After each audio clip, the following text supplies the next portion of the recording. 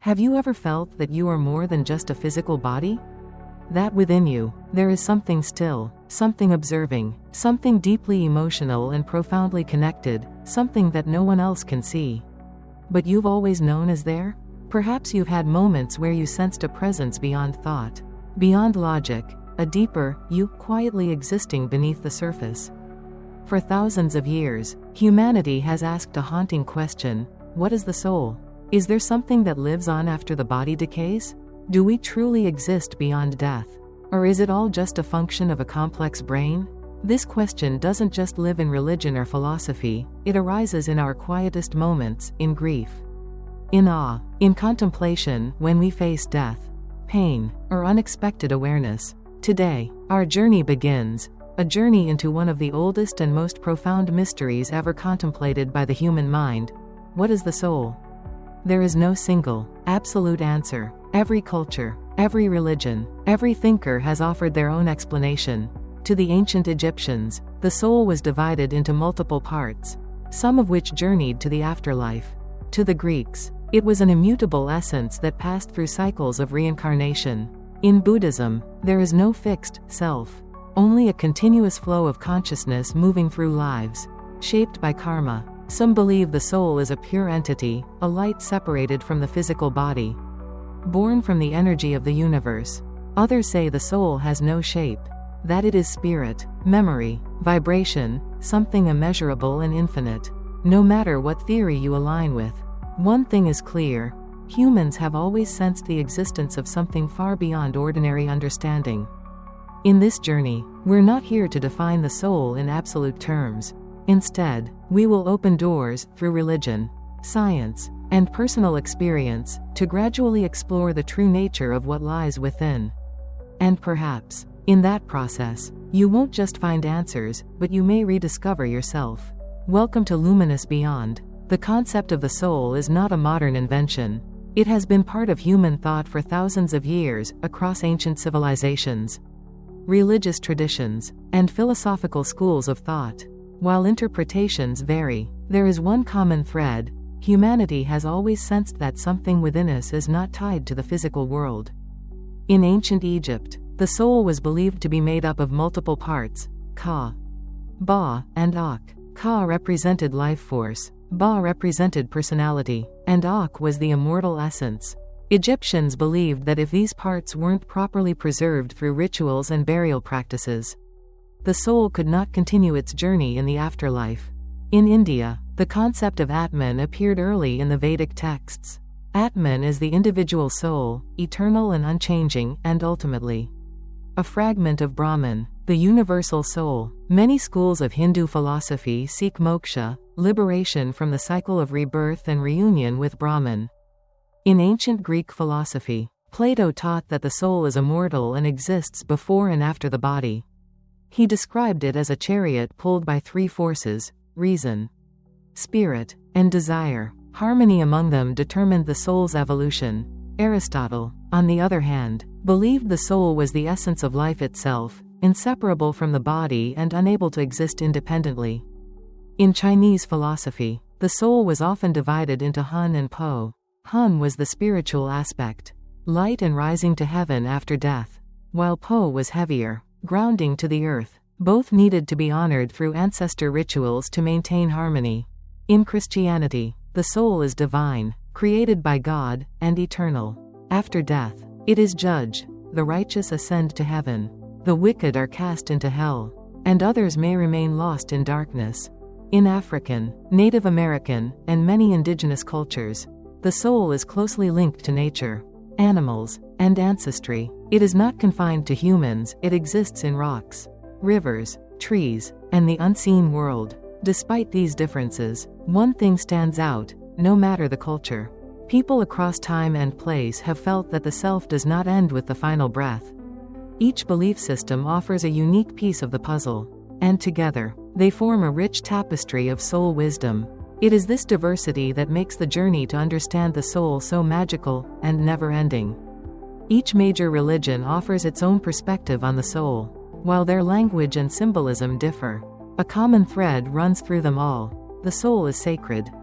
eternal, and far more than just a product of the physical body. In Buddhism, the soul is not considered a fixed, unchanging entity. Instead, what exists is a continuous flow of consciousness, referred to as vijnana, which moves through lifetimes. Shaped by karma, when a person dies, this stream continues, carrying the imprints of past actions. The ultimate goal is to reach enlightenment, freeing the soul from the endless cycle of birth and rebirth. In Hinduism, the soul, or Atman, is the immortal essence within each individual. It is believed to be a fragment of Brahman, the universal soul. Life is seen as a journey of the Atman awakening to its true nature, eventually merging back with Brahman in a state called moksha, liberation from the cycle of reincarnation. Christianity teaches that the soul is a divine gift from God, eternal, conscious, and accountable. It is the seat of moral choice and spiritual connection.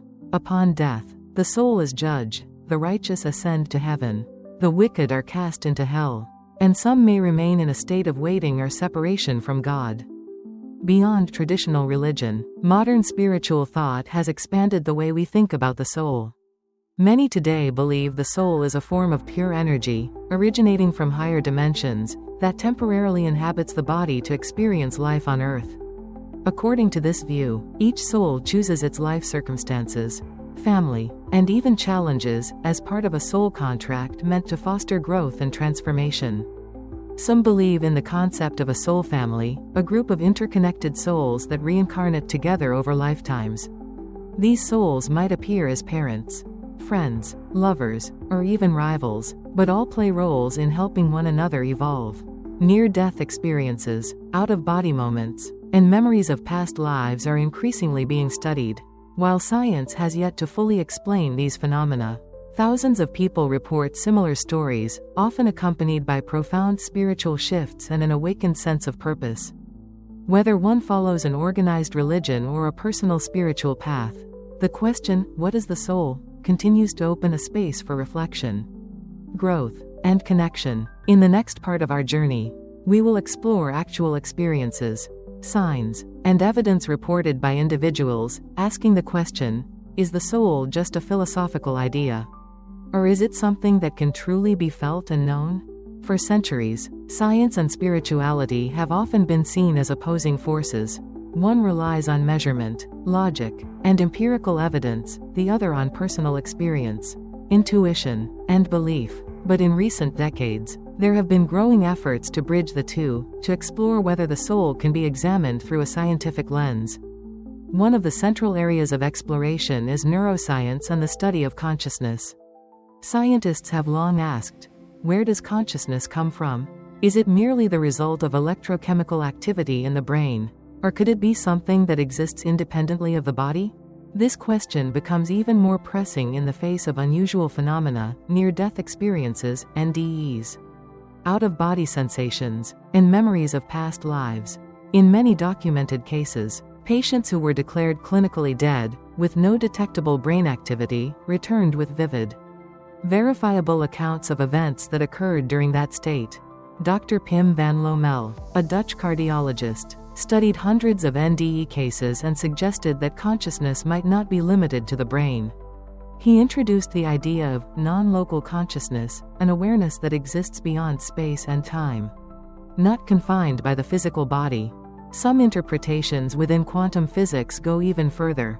Theories suggest the soul might exist as a form of quantum information, embedded in the fabric of the universe. Concepts like quantum entanglement and multidimensional reality blur the line between matter and the immaterial. Still, mainstream science remains cautious. Most current evidence is anecdotal, lacking the empirical rigor required by the scientific method. Yet, millions of people continue to believe in their experiences, feeling a profound connection between the spiritual and the scientific. Perhaps the question is not simply, does the soul exist? But rather, can science truly measure something that may lie beyond space, time, and the material world? In the next chapter, we'll take a closer look at real human experiences, near-death stories, past life memories, and out-of-body perceptions, to examine what might remain when the body shuts down. If there is a moment in life when we come closest to sensing the soul, It may be in the moments just before death.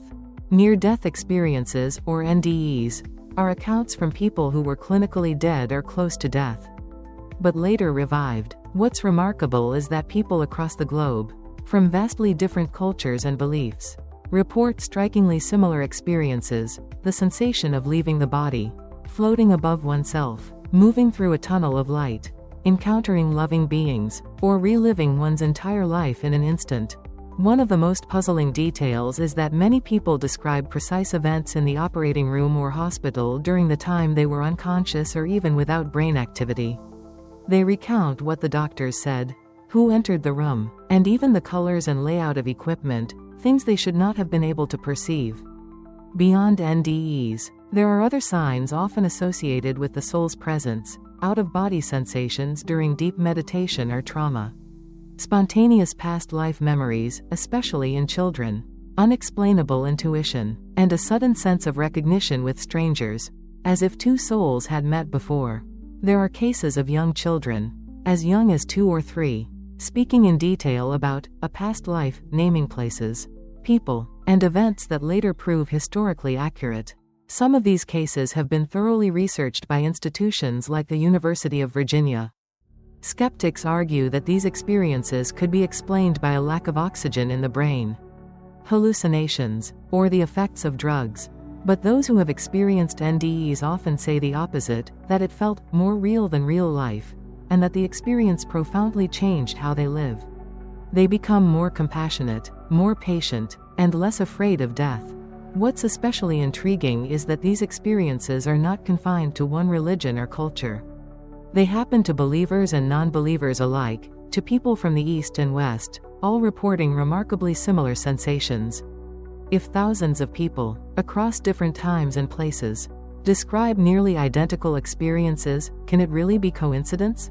In the next chapter, we'll explore the soul as energy and vibration, to ask whether the soul is not just a concept, but a real, measurable presence in the energetic fabric of the universe.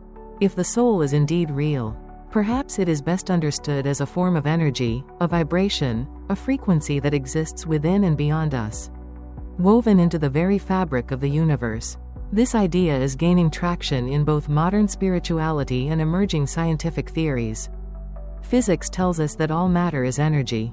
From distant galaxies to the smallest cells in our bodies, everything vibrates at specific frequencies. Eastern traditions have long spoken of this, through concepts like chi, prana, or kai, referring to the life force that flows through all living beings. Many believe the soul is a subtle vibrational field, a form of conscious energy that resonates at its own unique frequency. When we meet someone and instantly feel a connection, it may be more than coincidence. It may be the harmony between two soul frequencies aligning. Practices like meditation, yoga, sound healing, and breathwork aim to raise one's vibrational state, helping individuals reconnect with their inner soul and the larger universe. It is said that the higher our frequency, the closer we come to love, awareness, and inner freedom. Some modern theories suggest that the soul stores energetic imprints from powerful experiences across lifetimes, and these vibrations can be reactivated through sound, symbols, dreams, or emotions. This could explain why some people feel an inexplicable attachment to a place they've never been, or why a piece of music can move them to tears without reason. The concept of the biofield, a human energy field, is also being studied in alternative medicine. This energy field surrounds the body and can shift based on emotional, physical, or spiritual states. Some instruments have even recorded electromagnetic changes during deep meditation, believed to be moments of alignment with the soul. While much of this remains speculative, one thing is undeniable: when we are still enough, when we quiet the noise of the body and mind, we can feel something pulsing inside us, something beyond thought, beyond explanation, and perhaps that is the whisper of the soul. In the next part, we will explore spiritual awakening, the moment a person begins to remember who they truly are, where they come from, and why they are here. Not everyone walks the path of spiritual awakening, but for those who do, the world is never quite the same. The question, who am I, shifts from abstract to intimate, becoming a calling to return inward, to listen, and to remember something ancient and true. Awakening is not a final destination. It's a beginning, a moment when the soul starts to stir from a long sleep, gently rising through the noise of everyday life. When we observe our thoughts, emotions, and experiences with loving detachment, the soul begins to speak, not in words, but in presence. Perhaps the soul isn't something we need to define. Perhaps it's something we're meant to remember, to feel, to live. From ancient Egypt to modern meditation halls, from religion to science, from individual stories to collective wonder, the soul has always been part of humanity's eternal conversation about who we truly are. And this journey is just beginning. In the next episode, we'll explore the evolution of the soul across lifetimes, why souls choose to return to Earth, the lessons they carry, and how to recognize where you are on your own soul's path. If something touched you in this episode, it may not have been just knowledge, but your soul beginning to remember.